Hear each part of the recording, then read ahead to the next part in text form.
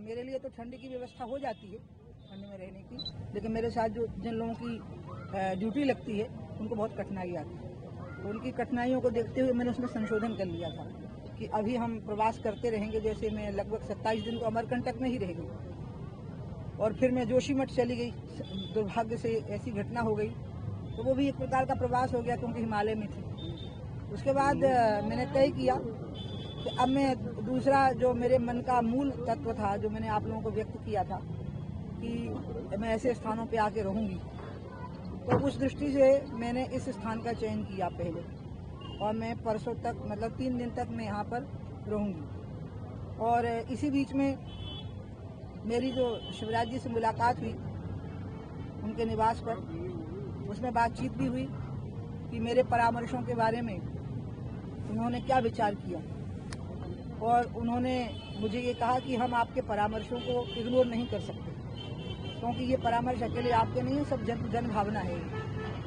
तो अब 31 तारीख को केंद्र सरकार की शराब की नीति, मध्य प्रदेश सरकार की शराब की नीति भी डिक्लेयर हो जाएगी 31 जनवरी को, तो उसको यहीं बैठ करके मैं सुनूंगी। तो मुझे लगा कि ये सबसे अच्छी जगह है, ये बहुत सिद्ध स्थान है, 50 साल से ज़्यादा पुराना हनुमान जी का मंदिर है और करीब 30 साल से ज़्यादा पुराना दुर्गा जी का मंदिर है, और ठीक सामने सारी मर्यादाओं का उल्लंघन करता हुआ शराब का बहुत बड़ा अहाता है, जो आज की शराब नीति का भी उल्लंघन कर रहा है।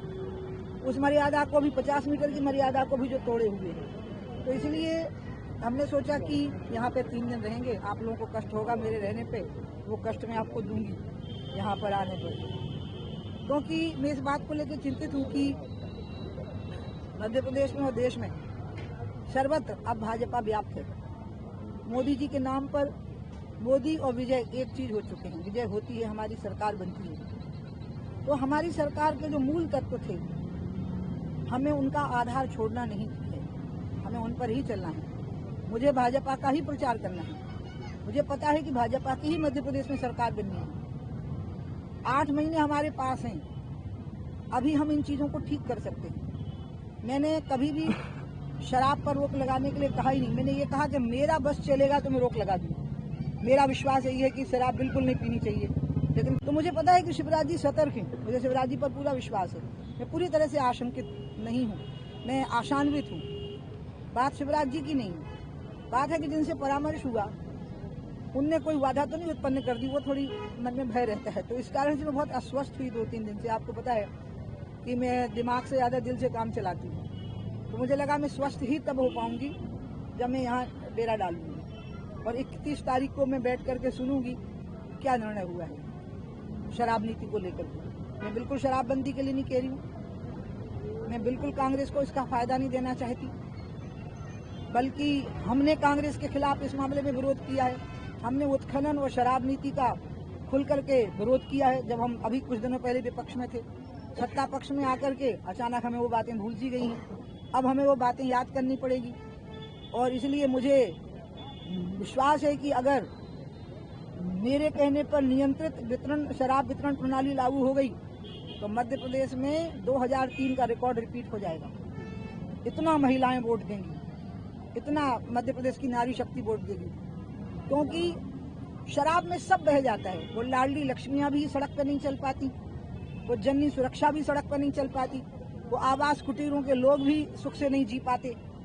सारी योजनाएं शराब में बह जाती हैं, ध्वस्त हो जाती हैं।